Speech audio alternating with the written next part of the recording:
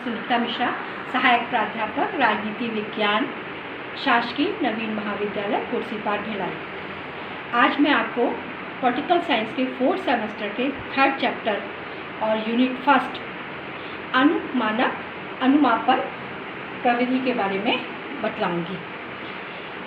चलिए हम शुरू करते हैं शोध प्रवृत्ति के इस चैप्टर से। आप ये तो जानते ही होंगे कि शोध प्रविधि क्या है। मैं इसमें थोड़ी सी आपको जानकारी देती हूँ। शोध प्रविधि शोध मतलब किसी भी विषय का जानकारी कलेक्ट करना, किस रूप में? वैज्ञानिक रूप में, जिसे हम अनुसंधान भी कहते हैं। शोध अनुसंधान, अनु यानी छोटा, संधान यानी उसमें कुछ नई चीज़ों को निकाल कर लाना। शोध प्रविधि को जब हम करते हैं, मतलब शोध क्या है? किसी भी विषय को जब हम चुनते हैं उसके बारे में एक विस्तृत व्याख्या करने के लिए, विस्तृत जानकारी के संग्रहण को हम शोध प्रविधि भी कहते हैं। ये किसी भी विषय पर भी हो सकती है, किसी भी समस्या पे हो सकती है, किसी भी परिस्थिति को लेकर हो सकती है। तो अभी ये चीज़ जानते हैं कि शोध प्रवृत्ति है क्या। तो शोध प्रवृत्ति के लिए मैंने कुछ पॉइंट्स दिए हैं जो आपके कोर्स में भी हैं। जैसे शोध प्रवृत्ति का अर्थ, प्रकृति क्या है। तो अर्थ क्या है? शोध प्रवृत्ति, शोध है ने किसी भी चीज़ की खोज करना, शोध करना, सूक्ष्मता से जांच करना, जानकारी कलेक्ट करना और उस जानकारी को एक विस्तृत रूप में प्रदान करना। प्रकृति किस तरह की है? प्रकृति मतलब साइंस में है, आर्ट्स में है, कॉमर्स में है, विज्ञान में है, डांस में है, संस्कृति में है, कल्चर में, विभिन्न विषय और विभिन्न विषयों से संबंधित कार्य प्रकृति।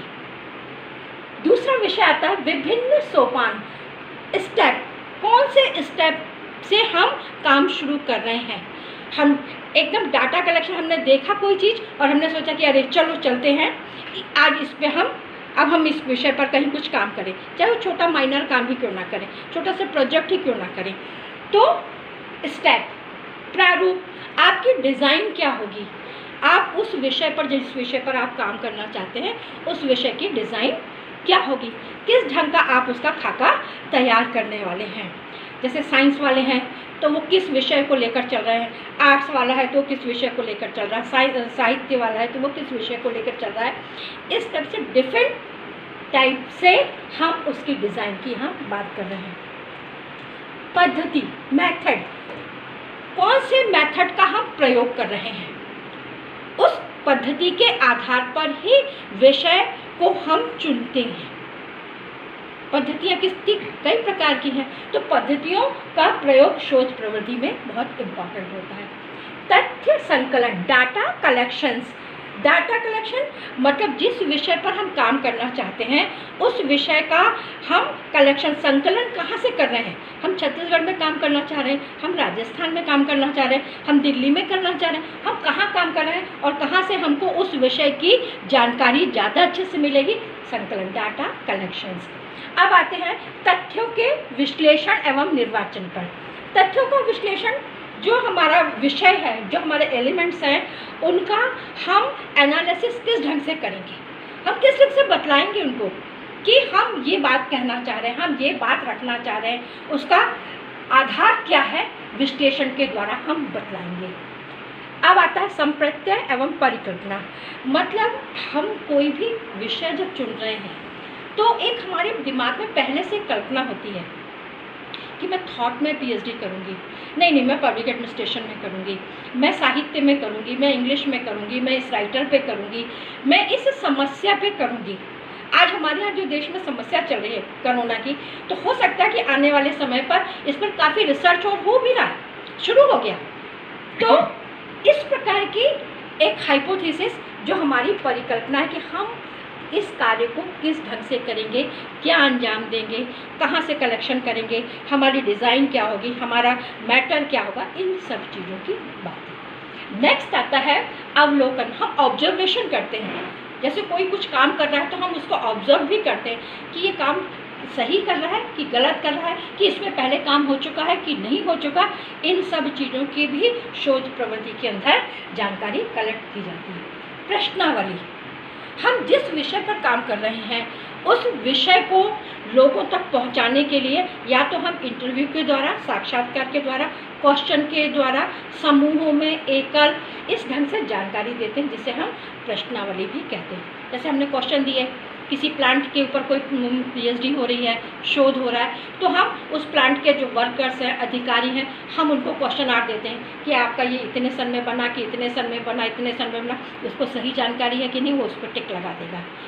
इसकी स्थापना कब हुई, इसका प्रेसिडेंट कौन था, इस टाइप से छोटी मोटी जो भी बातें हैं वो प्रश्नावली के द्वारा हम कंप्लीट करते हैं, उसे भी डाटा कलेक्शंस के अंदर हम इंक्लूड करते हैं। देन नेक्स्ट है अनुसूची। इसके अंतर्गत हम एक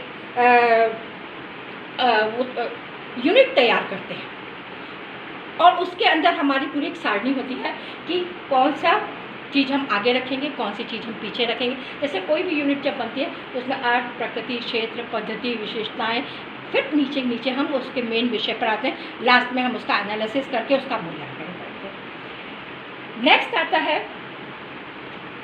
अध्ययन, केस स्टडी।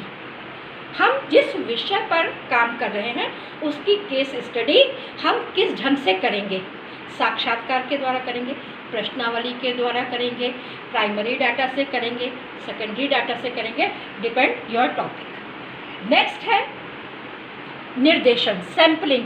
हमने बहुत सारी चीज़ें कलेक्ट कर ली पीएचडी के लिए और उन विषयों में हम उन तथ्यों को ढूंढने की कोशिश करते हैं जो हमने कलेक्शन किया है कि ये ठीक है, कि ये ठीक है, कि ये ठीक है, और उसमें हम फिर एक सैम्पलिंग करते हैं, सबको इकट्ठा करके फिर देखते हैं कि कौन सी चीज़ इम्पॉर्टेंट है और कौन सी चीज़ इम्पॉर्टेंट नहीं है। नेक्स्ट टॉपिक आता है अनुमापन, जो मैं आपको भी पढ़ाने वाली हूँ। इसका मतलब है स्केलिंग। कोई भी विषय की जानकारी शोध के अंदर उसकी गहराई से, उसकी मात्रा से, उसकी वैल्यू से नापी जाती है, उसे अनुमापन कहते हैं। बाकी डिटेल में नीचे बताऊंगी। शोध में सांख्यिकी का भी उपयोग किया जाता है, जैसे mean, median, mode, standard deviation, correlation, इन सब चीज़ों की भी चर्चा, क्योंकि जैसे जैसे शोध का विकास भी होता जा रहा है, बहुत विस्तृत रूप में जब हम चर्चा करते हैं तब हम व्यक्ति को अंकों में गिन लेते हैं, और अंकों में जैसे मैं बोलती हूँ कि मैंने ये काम किया, सुनीता मिश्रा ने किया, इसने किया, कोई एक नाम, प्रभा ने किया, अनीता ने किया, रक्षा ने किया, हम इस टाइप की जब बात करते हैं तो हम फिर वहाँ पर नंबर्स देने लगाते हैं कि 4 लोगों ने मिलकर काम किया, नंबर 4। तब हम नाम न लेकर हम अंकों की बात करते हैं, तो उसके आधार पर हम एक रिजल्ट निकालते हैं जिसको हम मीन, मीडियन, मोड भी कहते हैं इस पद्धति को। लास्ट आता है प्रतिवेदन और लेखन। आपका जो लिखने का तरीका है वो कैसा होगा, उसका फॉन्ट कैसा होगा, उसका मटेरियल कौन सा होगा, उसकी बिब्लियोग्राफी कैसी होगी, इन सब चीज़ों की चर्चा ये किस में आती है, शोध प्रवृत्ति के अंतर्गत आती है। अब मैं आती हूँ अपने विषय पर। मेरा आज का विषय है अनुमापन, स्केलिंग। किसी वस्तु अथवा घटना की मात्रा अथवा भार को मापने के लिए पैमाने का प्रयोग किया जाता है। क्या किया जाता है? किसी वस्तु अथवा घटना की मात्रा को नापने का, मापने का प्रयोग जो किया जाता है, उसके आधार पर जो रिजल्ट आता है, जिन साधनों का हम प्रयोग करते हैं, उनका जो निष्कर्ष किया जाता है उसे अनुमापन प्रणाली कहते हैं। ये तो हुई अनुमापन की। ये वीपी यंग की डेफिनेशन। बहुत सारे विचारक हैं जिन्होंने अपनी अपनी बात कही। एक्चुअल में कोई भी विषय, शोध प्रवृत्ति के अंदर कोई भी विषय की एक ही डेफिनेशन होती है कि जब किसी ज्ञान को विज्ञान बनाना हो, किसी ज्ञान को विज्ञान बनाना हो तो उसका मापन किया जा सके, उसकी स्केलिंग की जा सके, उसे अनुमापन कहते हैं। उसे क्या कहते हैं? अनुमापन क्या कहते हैं। जब किसी ज्ञान को, मतलब हम किसी भी विषय को जब विस्तृत रूप में उसको कलेक्ट करके उस पर एक काम करते हैं, उस वो हम क्या कहते हैं, विज्ञान, विस्तृत ज्ञान, विज्ञान। और उसका जब मापन किया जाता है कि वास्तव में इसकी कैटेगरी कैसी है, अच्छा, बहुत अच्छा, उत्कृष्ट, हम उसको बांट देते हैं वर्गों में। इन सब चीज़ों की चर्चा शोध प्रवर्गी के अंदर अनुमापन में मिलती है। नेक्स्ट आते हैं हम, अनुमापन की परिभाषा मैंने आपको बता दी। नेक्स्ट आता है अनुमापन के प्रकार। अनुमापन के प्रकार, उसने कहा कि अनुमापन 3-4 तरह का है। कैसा है? तीव्रता मानक पैमाना, दूसरा श्रेणी सूचक पैमाना, तीसरा सामाजिक दूरी का पैमाना, चौथा अंक सूचक पैमाना। ये तो अपने अपने बोलने का एक तरीका है, बहुत जल्दी से एक डिसीजन, आप कैसे हो, अच्छे हो, बुरे हो, साधारण हो, ऐसे हम एक जब बात करते हैं तो तीव्रता वाला जब बात होता है तो वो अंकों और शब्दों के साथ जुड़कर बात करता है। इसमें उसने बताया कि हम किसी भी विषय को वर्गों में विभाजित कर देते हैं। कैसे वर्गों में विभाजित किया? हमने कोई चर्चा की, किसी विषय पर बात की, तो लोगों के व्यूज़ क्या होंगे, लोगों के विचार क्या होंगे? पहला, हाँ, हो सकता है, नहीं। दूसरा, अच्छा है, साधारण है या बुरा है। तीसरा, उसका आधा छोटा है, बड़ा है, कैसा है। ये चीज़ हम इसके द्वारा बताते हैं, मतलब एक वर्ग बनाते हैं और उसको हम बताते हैं। अगर बहुत अच्छा है, लोगों की संख्या ज़्यादा, तो हम इसको ले लेते हैं। साधारण है तो हम इसको ले लेते हैं, मतलब लोगों के व्यूज़। हो सकता है कि साधारण ये भी हो सकता है, लोगों के व्यूज़ हैं। आपने टीवी वगैरह में देखा हुआ कि हमको कोई जानकारी चाहिए रहती है तो सरकार क्या करती है कि समाचार पत्रों के माध्यम से, न्यूज़ के माध्यम से आपके व्यूज़ बोलती है और आप उसमें अपना विचार तय करिए, हाँ, ना, A, B, C, D, इसमें ये है, इसमें ये है, इसमें ये है, और उस आधार पर हम उसको नोट करते हैं या टिक करते हैं। दूसरा पॉइंट आता है इसमें श्रेणी सूचक पैमाना। श्रेणी सूचक पैमाना जिसमें कि तुलना की जाती है, बराबरी की जाती है। हम इस यूनिवर्सिटी से उस यूनिवर्सिटी की तुलना करें, इस महाविद्यालय से उस महाविद्यालय के रिजल्ट की तुलना करें, छात्रों की तुलना करें, स्टाफ की तुलना करें, इनकी ज़्यादा संख्या, उनकी कम संख्या। इस प्रकार से हम श्रेणी सूचक के आधार पर हम तुलना भी करते हैं। तीसरा है अंक सूचक पैमाना। अंक सूचक नंबर्स के हिसाब से हम बात कर रहे हैं। जैसे एक साधारण सी चर्चा हुई कि अगर बाल विवाह होते हैं तो लोग उसको पसंद करते हैं, पसंद है आप लोगों को, तो लोग को जिनको पसंद है वो राइट करेंगे, जिनको पसंद नहीं है वो ना करें। कितनी संख्या हुई पसंद करने वालों की, नहीं पसंद करने वालों की संख्या कितनी हुई, हाँ और ना में पता चल जाता है। अंक सूचक पैमाना जिसमें हम बाल विवाह, प्रेम विवाह, परिवार नियोजन, मतलब ये एक एग्जाम्पल है। इन एग्जाम्पलों को जब हम नंबर्स के हिसाब से काउंट करते हैं कि जनता इस चीज़ को पसंद कर रही है कि नहीं कर रही है, लोग पसंद कर रहे हैं कि नहीं कर, ये पर्टिकुलर एक समूह, एक स्थान, एक राज्य, वहाँ पर ये निर्धारित होता है। नेक्स्ट है सामाजिक दूरी। ये भी बहुत इम्पॉर्टेंट है आज के समय में, क्योंकि आज का समय में देश और विदेश, मतलब अंतर्राष्ट्रीय व्यवस्थाएं एकदम जुड़ गई हैं। तो हम जब कोई बात करते हैं तो उसमें हम वर्ग, जाति और भाषा की बात कर रहे हैं। किसकी बात कर रहे हैं? वर्ग, जाति और भाषा की।